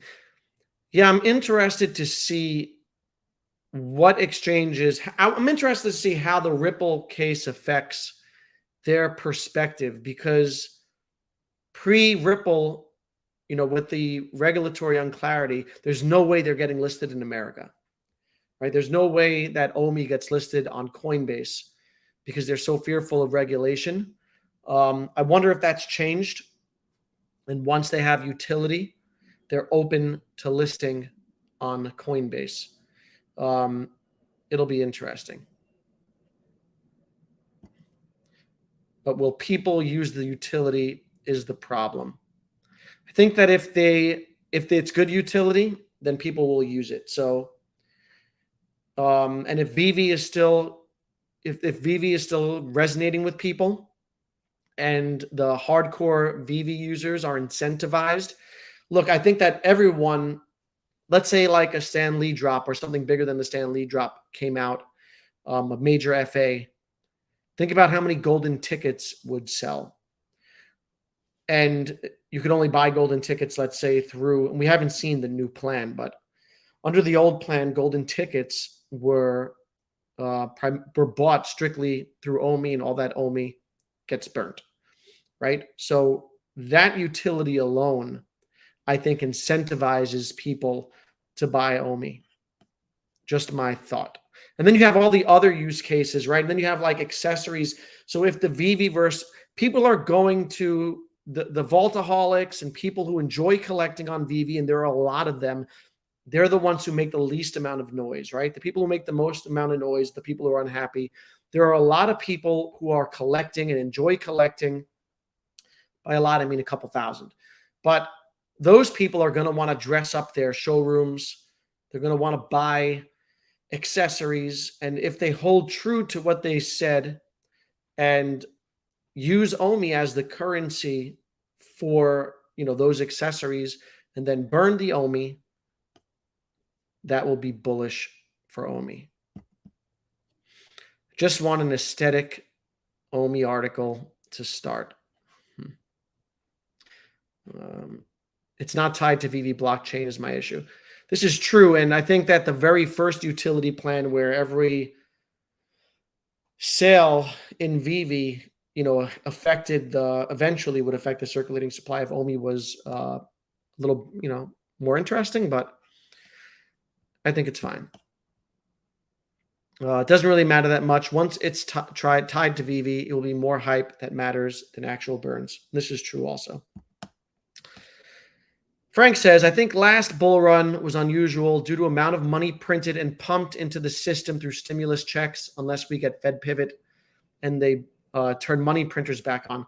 Yeah, and Frank, I kind of agree. This is something I've been thinking a lot about, wondering if the next bull run is a little muted in comparison to the last one because we don't have all that artificial money pumping through the system. I don't know. On the flip side of things, some regulatory clarity, and if we get more of it through some like common sense legislation, you're going to get that institutional money coming in, which dwarfs retail money, right? And then retail kind of piles on, and also the Bitcoin ETF. So it's going to be interesting to see how it plays out next cycle, with the macro being different this time around. And the whole asset class is so young, right? So we're only at like $1 trillion in total market cap, or slightly over that, which is quite small. So even to move that whole market cap wouldn't require a ton of money. And I think if institutional money really starts to come in and the interest is there, then I think the market will do well. They could hype OMI like crazy, but will they is the question. Yeah, it's been a little disappointing that they haven't really referenced OMI too much. I think part of that is the regulatory climate and not wanting to, draw attention to that side of things. Because the thing about Veve is that they have one foot in the real world, right, where they're selling products to people through Veve, right, through like fiat credit cards. And they have the token side of things. And on one hand, that's a great thing because you can quantify the success of Ecomi through Veve's transactions, right? You can see how strong the company is doing by tracking Veve and the traffic that they have. On the flip side, OMI has almost been like a threat to them. And they've been a little slow and ultra conservative in moving on it. And I think that's because they don't want that real world side of the business to get hammered. How easy would it be to market OMI? Yeah, and I think that if they marketed OMI, that they'd get more traffic in Veve because the majority of I believe that the majority of people that found Veve found it through OMI, right? So I think that through targeting crypto people, because regular people aren't ready for digital collectibles yet, right? They don't quite understand it. They don't quite buy in yet. Crypto people get it. And by targeting crypto people, you then convert them to Veve people. And so by advertising OMI, you are widening the pool for Veve users. And that's something that I do wish that they do more. But their recent strategy has been to kind of not mention OMI very much. And the last couple of articles had no mention of OMI. I doubt a Coinbase listing of OMI anytime remotely soon. Yeah, I don't anticipate Coinbase listing OMI. If anything, I would think Binance would be the one. I don't feel like you can base your crypto on NFTs. OMI on the Veve app is all that. Yeah, OMI on the Veve app would be a huge thing. I think they will get Binance before this time next year. Yeah, I hope so. One of the things that'll be interesting is to see how fast what time frame they get things done in, right? Like when can they get this utility out? When will they get an exchange? Because as we get closer to the Bitcoin halving, which is only 9 months away, April of 2024 is the next halving.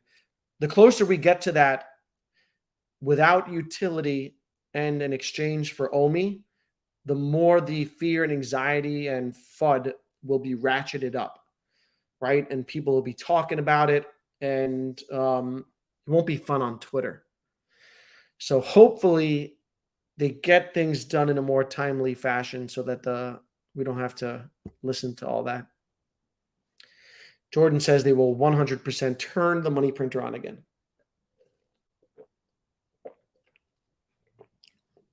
I think so too. I think that they're stuck in this cycle, and I don't think that there's really a way out of it except to print more money. But I don't think it's going to be to the extent that it was during COVID, and especially I think it was it Frank up top who said that people aren't going to be getting those stimmy checks, that free money. A lot of that free money made its way into markets last time around. So the money printer will go on, and that'll signal to the markets, right, that it's an environment that favors risk assets, and crypto will run and stocks will run high, tech stocks. Yeah, good point. OMI does have a big following over on Twitter, over 100K. Jordan says probably just after the halving. Green candle chasers. Very true. People will FOMO in.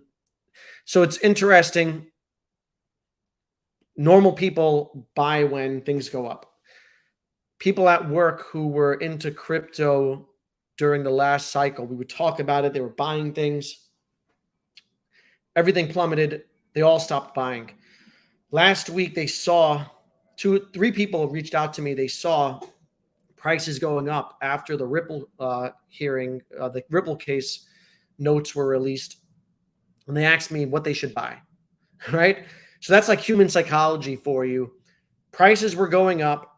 They asked what they should be buying. And I told them you should have been buying like last month when things were, 50% off. But that's the mentality that people have. And so you wonder, well, who's going to be buying it when it goes to a penny, or who's buying it when it goes to 00008, right? Those people. Frank, not true. Look at Pepe and all these meme coins still mooning. Yeah, but I think that those meme coins are kind of outliers. And I do think that everything will go up again. Meme coins will always exist as kind of like outliers, and it doesn't take much to pump a coin like Pepe, which had like a minuscule market cap in the thousands. And then once it pumps and gets to, in the millions and 100 million, then it catches headlines and it becomes a meme and everyone apes in. Again, Ron from Ron's Crypto Therapy, follow him because he catches things early. And we were in a group chat and he was telling me about this coin, Harry Potter, some Potter token. And he was like, oh, I think this one's going to pop off next. Sure enough, within 3 hours, it was up 700%. But, those things have such small market caps. If you don't get in early, by the time you hear about it, it's usually too late, which is why I don't chase them. Justin says, we're making the same today as they did during the Great Depression, counting for inflation. Yeah. We broke, in other words. Diversify. Then FUD OMI is the play. Definitely diversify. Even Jordan Riz is diversified, right? Even though he's got 200 million OMI, he's diversified. Heard a conspiracy theory that the team are holding OMI back for now and have everything lined up to make it fly. I don't discount that. It's a possibility that part of the strategy is to take advantage of the bull market, kind of build in the background, and then wait for that bull market to capitalize on it and get more eyes. It's possible. What's up, Soul? I think that's how you pronounce it.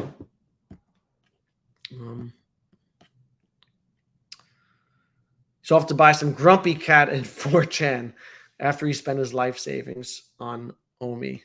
I kind of stay away from all that stuff.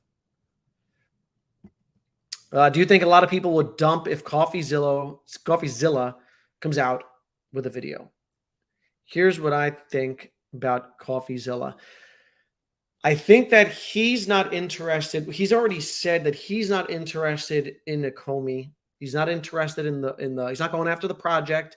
He's not going after Dave and Dan. He's going after influencers who pumped the token back in 2021, right? So I don't know if that's Logan Paul, who made that video.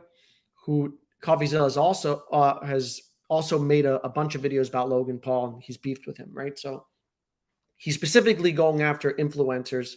He's not going after a Comey. And I think if that's the case, no harm will come from it.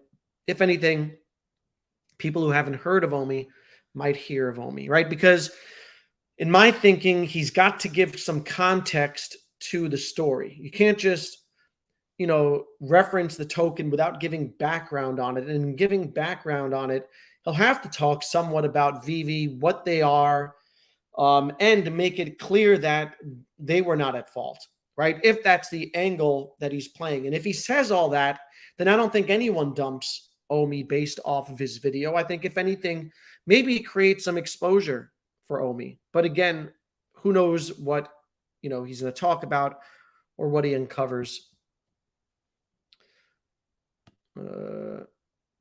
Oh, that's right. Queen Veve and MC1 were on Twitter. I'm going to catch that replay. Shit coins, purely gambling scheme, just hot potato, just a gamble, avoid. I completely agree. By the time you've heard of the shit coin, it's already pumped. Um, so I kind of stay away from them. If once in a while I might throw like $100 at something, but I never like if there's we often like speaking cliches like never invest more than you're afraid to lose or you're willing to lose. That's definitely holds true for meme coins, right? Because your chance of losing are exponentially greater. It's kind of like playing at a casino and 99% of the people lose, right? Normally, your exit liquidity for someone who got in earlier, and that's kind of the way that works. And so I kind of stay away from them. I invest in projects that I believe in. Soul, that's how it is. Just had to put UWU for memes. Justin, not yet. So CoffeeZilla, you didn't catch my last stream, Justin? Go check it out. It was a good one. We had Foster on. I had Foster on, Doctor of Stuff, and Patient Hodler.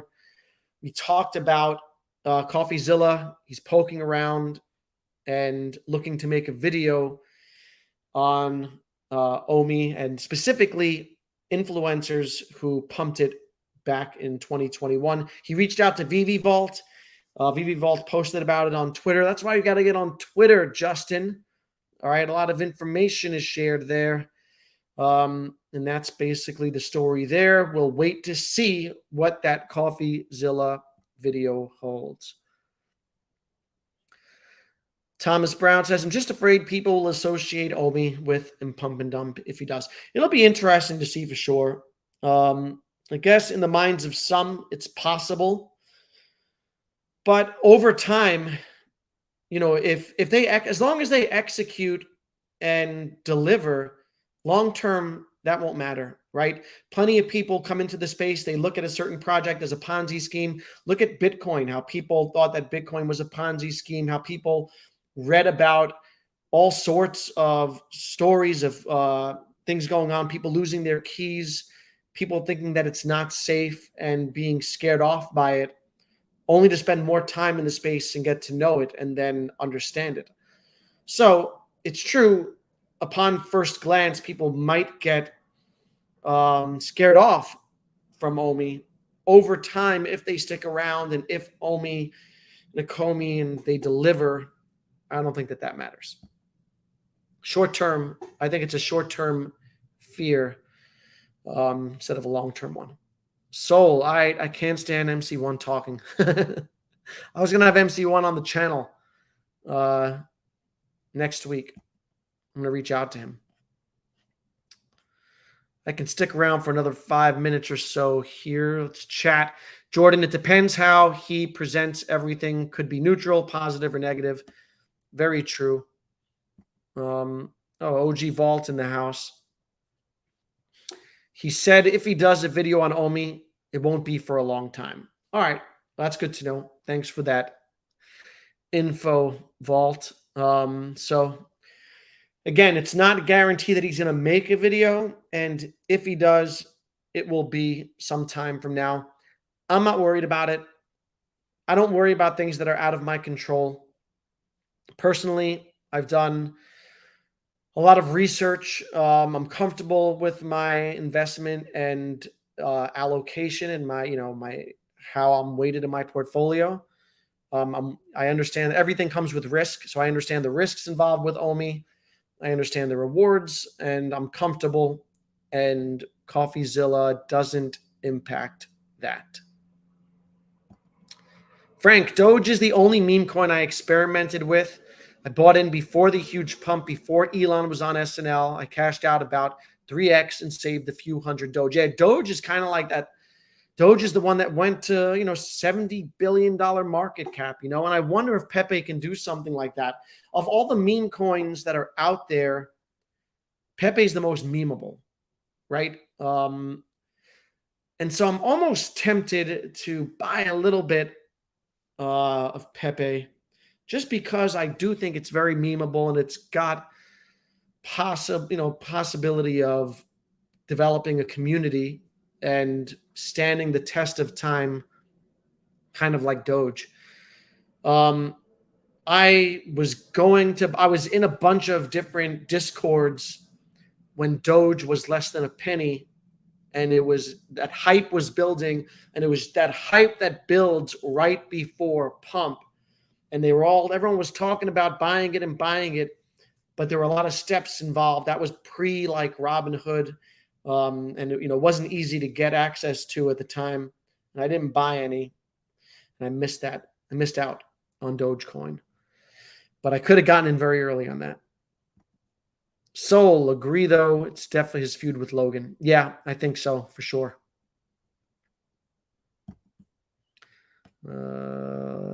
If Elon lets people use Doge on Twitter, could be big.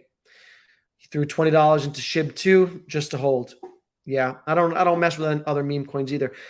Definitely, Elon, if he has his way, he's gonna integrate Doge on Twitter. Right? It's part of his grand plan. He thinks it's funny. And so I do think that Doge will do well just based off of that. When you have the world's most influential person in your corner, then, good things can happen. I don't subscribe. A lot of people they make comparisons and say, well, if Doge can hit a $70 billion or $50 billion market cap, then OMI can do the same.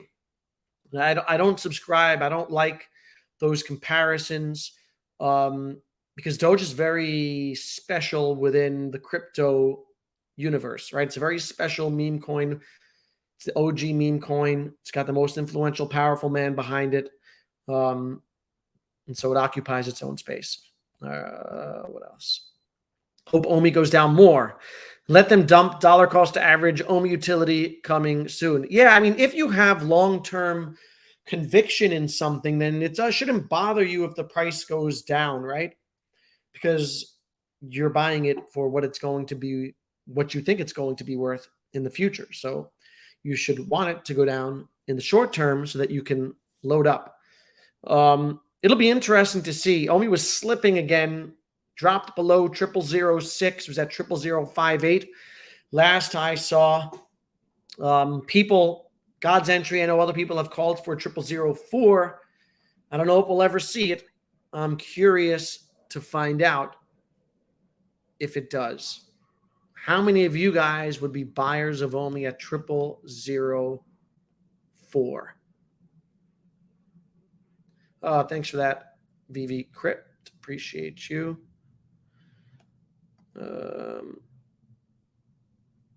No. Sold all your OMI to cash the Doge run. Cash Doge out way too early. Jordan, you also did you make a profit on Pepe? I saw that you bought Pepe, and it went up, I think, 300% after you bought it. Use Doge profits, put it into OMI. Yeah, take your profits all the time. At what price did you put it into OMI? Did you lose all those profits? Justin tried to get on 3 exchanges when Doge was less than a cent. Yeah, man. It's frustrating to buy, it's frustrating to have to go through all those steps when something is pumping. And that first happened to me in 2017 when XRP was first generating hype. You had to go through 10 steps to get it.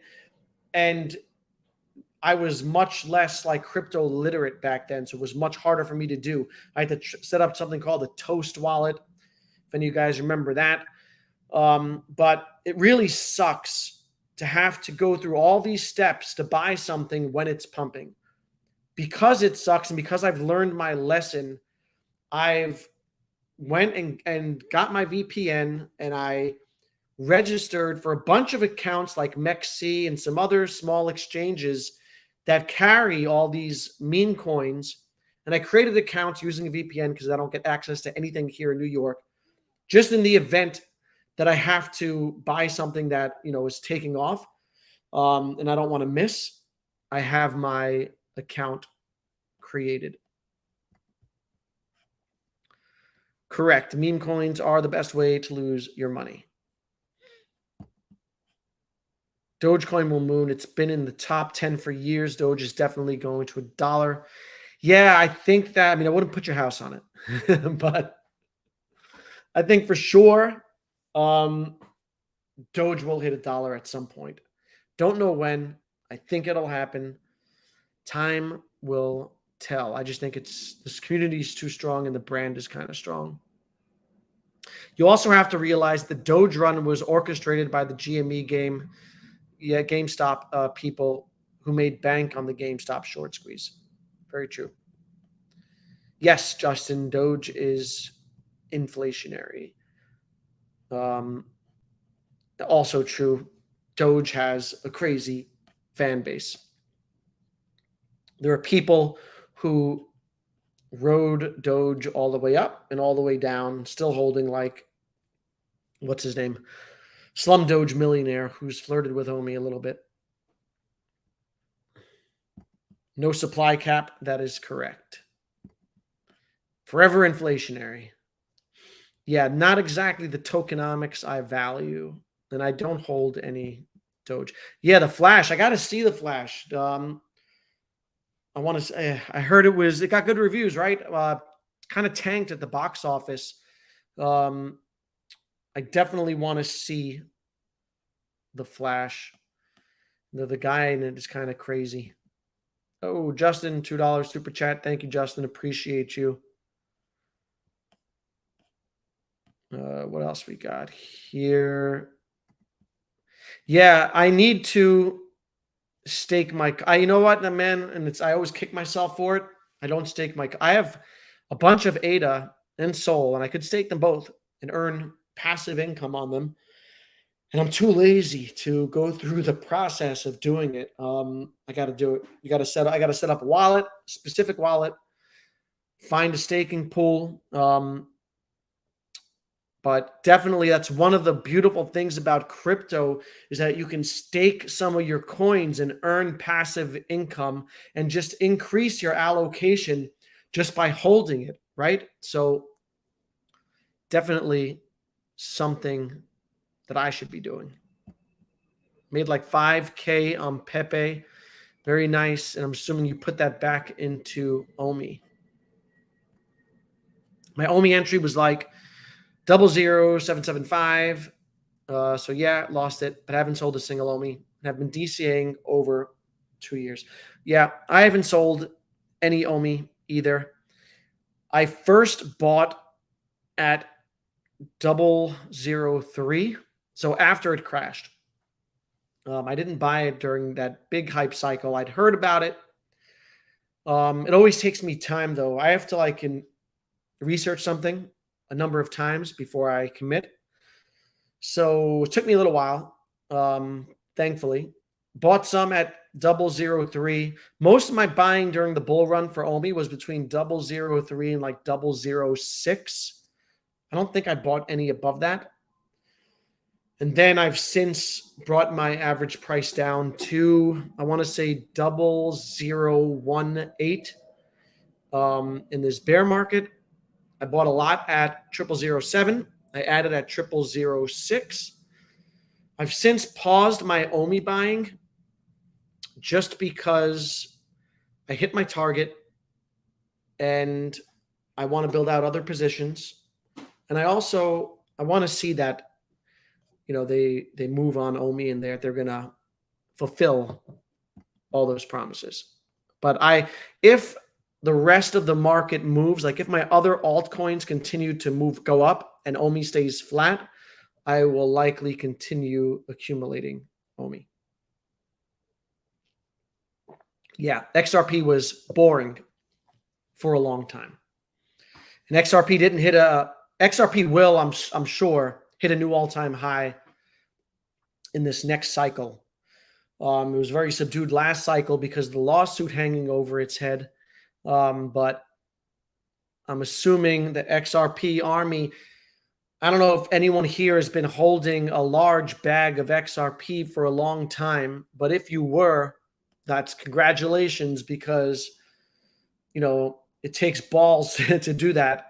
to hold through all that uncertainty over a long period of time, and you all deserve to be rewarded. DGen stakes his OMI on Bit4X. Yeah, I'm a little afraid to hold my OMI on Bit4X. I know early on, I think they offered like a 10% staking reward. What is it now? Let's see what else we got. I kind of lost my place. Here we go. You won't get new meme coins from US regulated exchanges. Have to go to the, yep, absolutely 100% correct. International exchanges, especially in New York. So I live in New York and we have there's so much regulation. I have basically only access to Coinbase, right? I didn't have Binance US. I don't have any of those other exchanges. I have Bit4X. I don't have anything else. So I need a VPN if I want access to those, to any other exchange, let alone the international ones. The stress of OMI means diversify ASAP. Holding at 25 mil feels good, but I'm going to FUD the shit out of it. Just feels the right move. Yeah.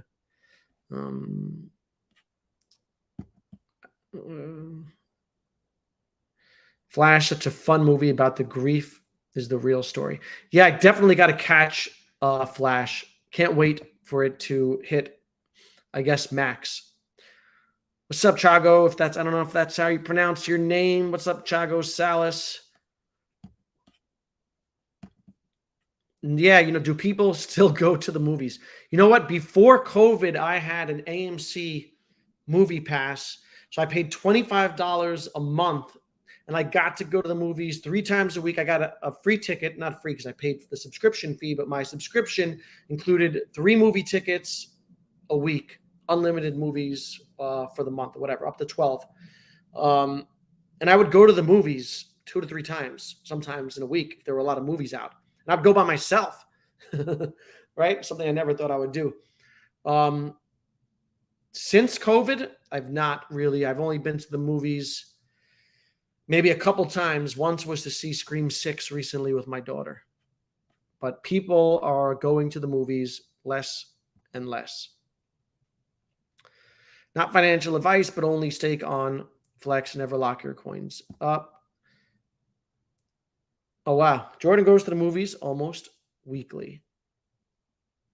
Bump USDC's new yield platform launching in August. I got to check out Bump for sure. Yeah, I know. I'm not staking my ADA. I got my ADA in, I just have it in a regular Coinbase wallet and some in my Ledger.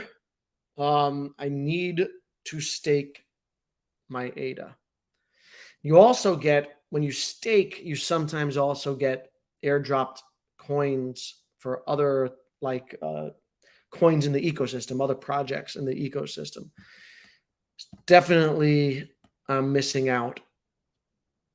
Also, only Cardano can you stake and hold your coins. Correct. Other chains, you have to give up your tokens to other people to stake. Yeah, and I think you can also keep them in offline in cold storage. So Justin, there is a specific wallet that you have to download. You can store it in your Ledger or in another wallet like MetaMask or whatever. But you have to link to a staking pool and stake to a pool, I think, and that's about it. And then you get, depending on the pool, you get a certain amount of, I think, a 4 to 5% reward is solid for ADA. But there are a bunch of tutorials to figure it out. I don't think it's too complicated. Benjamin Cowan has a couple of staking pools from Into the Cryptoverse. There are a lot of people who run staking pools who are well-known and reputable. So definitely do some research there if you're holding ADA. Been DCAing for the last 2 years, probably around 0015 or so. That's good. Have 10 million, never sold a penny. Hopefully you can sell it over a penny. Yeah, XRP, I think, moved up to like top 4. See ya, Jordan. I'm going to run also. I've been on for 2 hours. It was fun chatting with everyone. Thanks for sticking around. Thanks for coming through to listen to me and Viral chat about Mcfarlane. And thanks for sticking around afterwards to talk crypto. I will catch you guys in the next video, and I'm planning a couple of live streams next week. I've reached out to some people that I've never had conversations with, and you'll be seeing some FA conversations here on the channel. So peace out, everyone. Thanks for coming through.